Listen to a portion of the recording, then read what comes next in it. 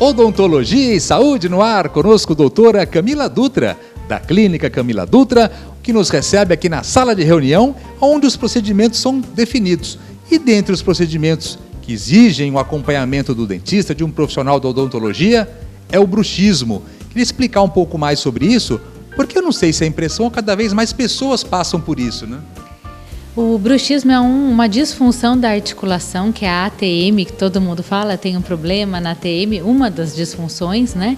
Que significa que é o ranger ou apertar dos dentes, que normalmente é feito à noite, inconsciente, portanto numa força, né, extrema, que pode causar perdas de dente por fraturas, os desgastes dos dentes, uma inflamação na gengiva, dores na face, enfim, desconfortos que depois a pessoa tem uma qualidade de sono ruim e, consequentemente, um dia mais cansado, mas com menos produção por conta dessa disfunção.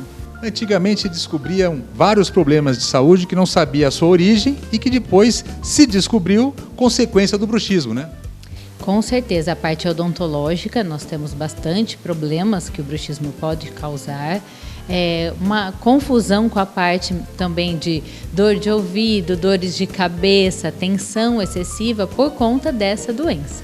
E o importante é lembrar que, atualmente, a odontologia oferece diversos novos procedimentos que ajudam nesse tratamento, né? Nós temos o tratamento desde o mais básico até o complexo, então precisa ser feita uma análise, exames para podermos verificar, como por exemplo o uso da plaquinha de bruxismo, que todo mundo comenta que precisa fazer, é uma placa acrílica para que o paciente possa dormir com essa placa e os dentes desencostam e a articulação fica numa posição de repouso, que nós começamos um tratamento para isso com essa placa, para que vá diminuindo a tensão muscular.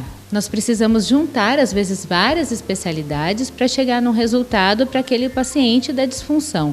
Então, o uso da placa, botox, fisioterapia, enfim, vários procedimentos para ter um resultado.